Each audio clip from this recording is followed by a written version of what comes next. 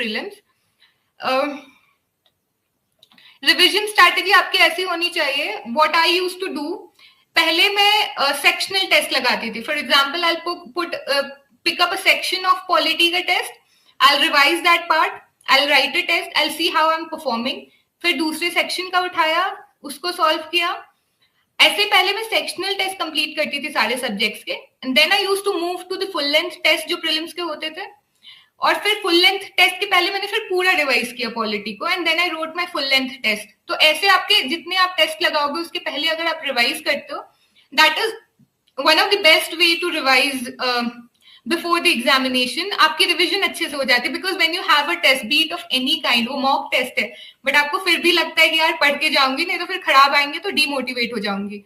So you can schedule your test ऐसे so that your revision strategy is aligned accordingly, उसके साथ revise करना बहुत आसान हो जाता है।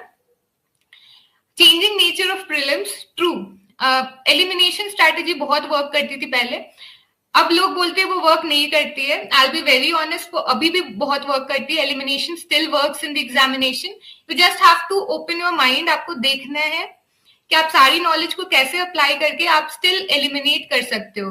ऑप्शंस काफी चेंज हो गई है, 1 and 2 ऐसे कुछ अजीब से ऑप्शंस आते हैं आजकल, but if you solve the previous questions आप देखोगे आप स्टिल एलिमिनेट कर सकते हो, you can still be smart in the examination. तो एडवाइस ये है कि आप पढ़ो, स्टैटिक पढ़ो, करंट अफेयर्स पढ़ो, प्रीवियस क्वेश्चन सॉल्व करो, but at the same time be very alert in the examination. उस प्रेशर में अलर्ट होना बहुत डिफिकल्ट है, बट कीप काम।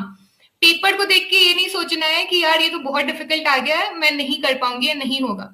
अगर वो डिफिकल्ट है, trust me, it's difficult for all of them, and if you remain cool, आपका chances increase हो जाता है टू क्लियर द एग्जामिनेशन। दूसरा, किसी बहुत, मुझे नहीं पता, मैं जितने लोगों को जानती हूँ किसी को भी 35-40 क्वेश्चन से ज्यादा नहीं आ रहा होता है प्रीलिम्स में, but every year I've marked 90 to 95 questions in my prelims. I knew only 35 and I marked 95 questions and I have scored decent. मतलब मैं कट ऑफ से हमेशा ही काफी ऊपर रहती थी।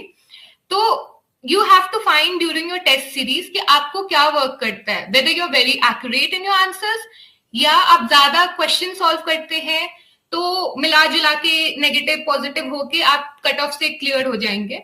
You have to find for yourself. मेरे केस में ज्यादा क्वेश्चन सॉल्व करती थी तो मेरे होने के चांसेस बढ़ जाते थे, मेरे कट ऑफ क्लियर होने के चांसेस इंक्रीज हो जाते थे।